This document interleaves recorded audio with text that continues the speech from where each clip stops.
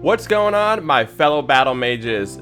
Today's video, I'm bringing you tips and tricks on how to play with your gauntlet spells defensively while in a squad match. I know there's a lot of videos out there giving you tutorials on how to play with your gauntlets offensively, but today I'm bringing you tips on how to play with them defensively, especially when it comes down to reviving one of your down teammates. But first, for those of you that are new to my channel, my name is Desrex, and in this channel, I'm going to do my best to bring you guys all things related to Spellbreak. So do me a favor, help the community, help the channel, like, comment, subscribe. Let me know what type of content you want to see, or let me know if this video helped you in your squad matches. But without further ado, let's get this intro rolling and get right into the video.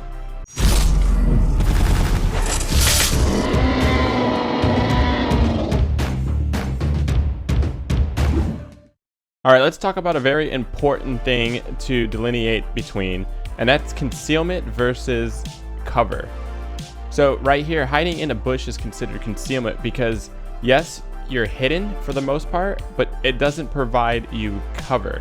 So in fights, if there's no cover around, it is good to try to find the best spot for concealment. And in this bush, here's a good way of concealing yourself, or even hiding partially behind a tree, which offers some cover and concealment.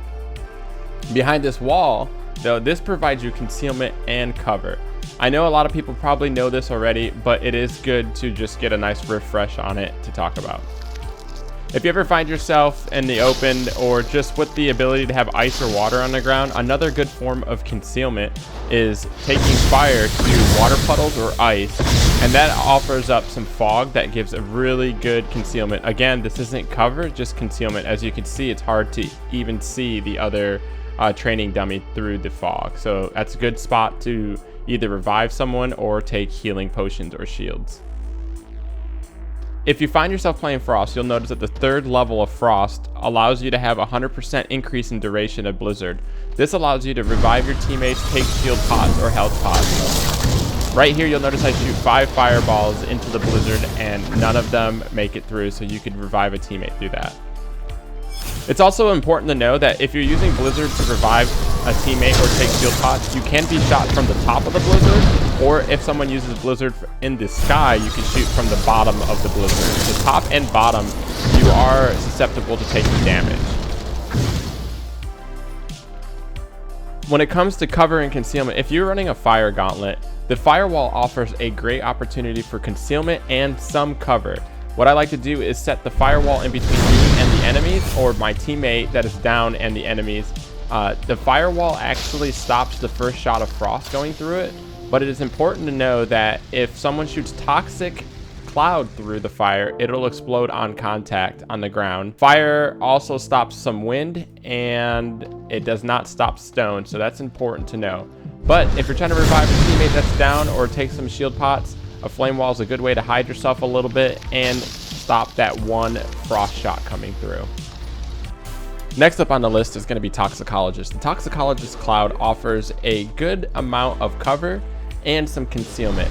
The first shot of a fireball through the Toxic Cloud will make it become a dragon fire, but it still stops the fireball from going all the way through. And as you can see, shooting frost into a Toxic Cloud will not only prolong the duration of the Toxic Cloud, but also make a solid object.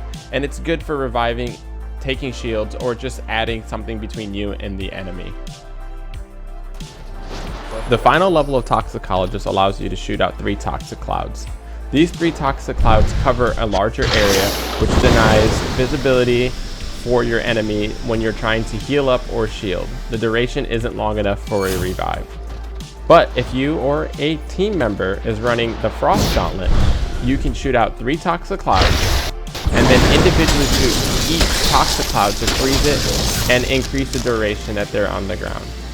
This is especially good in squad, seeing that there's a lot more room to work with, and you can heal, loot, revive, or just run around the cloud to deny visibility between you and the enemy. It is important to know that sometimes after frozen cloud is done being frozen, the cloud will still remain. If the cloud is still remaining, you are able to refreeze the cloud and then still hide behind it and loot or shield up if you need more time. Last but not least is the Tempest Tornado. This isn't something I use often, but if this is all I have available, I will use the tornado to separate myself from the enemy and try to get a good pot or two off in a fight.